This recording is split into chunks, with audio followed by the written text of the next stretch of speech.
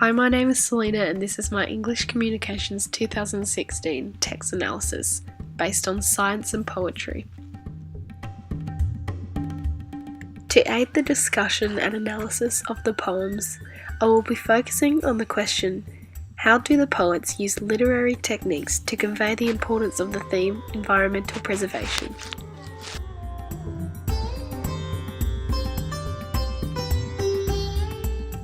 For the purpose of this presentation, I will be analysing three different poems. The first poem is Mother Earth's Gifts by Kelly Roper. This is a relatively simple poem of no more than 100 words. The simple language makes it easy for young children to read and understand the concept of people using the earth. The second poem is The Earth Haiku by G. Douglas Clark. This is a short 15-word poem in the form of a haiku. Poem 3 is Massa by Georgina May Wilde. This is a narrative-style 190-word poem. It uses quite complex language and is targeted at young adolescents and adults. I decided to base my poem selection on the topic of the environment, as this has recently become an interest of mine as I have joined environmental conservation groups such as Sea Shepherd. I believe my views coincide with the poets, as it seems that we both have a love and are inspired to create awareness around environmental protection. This is what drew me to these poems in particular. The three poems chosen all have similarities as they all address the same theme of environmental preservation. Language is important in all three poems as it plays a vital role in the musicality, mood, and aesthetic qualities of each poem and helps to convey the underlying themes. The language used in all three poems is quite similar and shares the same words to convey the underlying meanings. An example of this is the use of personification in each poem. This personification is used when referring to planet Earth as a mother. This is used in all three poems to create connection to the poem through creating emotional attachment between the character of the Earth and the audience. The poems also refer to the audience and their peers as Earth's children. This again creates a strong connection between the audience and the poem. The poems do not use sound effects as a means of conveying the theme to the audience, although the use of tone is used throughout the poems as a means of conveying the theme. It can be said that each poem contains a similar tone which can be described as saddening or desperate.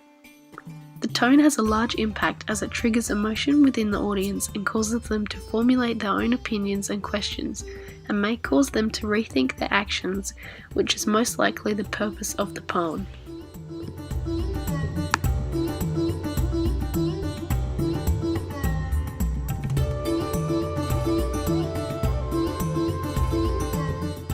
One major difference between the three poems is the use of format. Each poem uses a different format to convey the underlying themes. This can be seen clearly between poem 2 and 3, where poem 2 is written in haiku form, meaning that it contains 3 lines of less than 10 syllables, whereas poem 3 is formatted in a longer narrative style poem. The language styles in each of the poems also differ quite a bit from one another.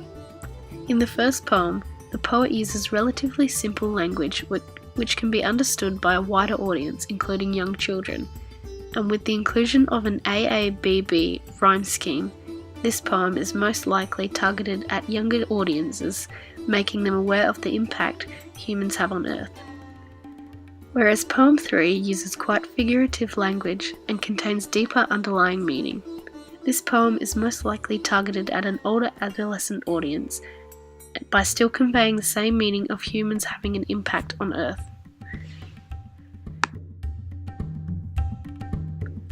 Although all three poems share similarities when referring to the theme, they also all contain differences, as they all share a common theme but also contain additional themes which may or may not be interconnected.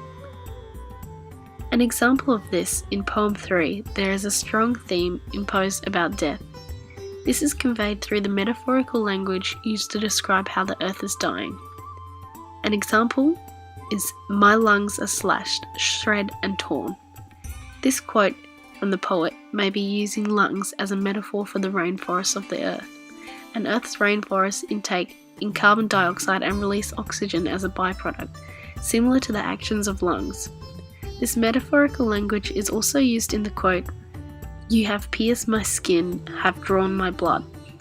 In this quote, the poet is most likely describing human processes such as mining, which violate the earth and the environment through drilling and extraction of minerals and ores from deeper layers of the earth's crust.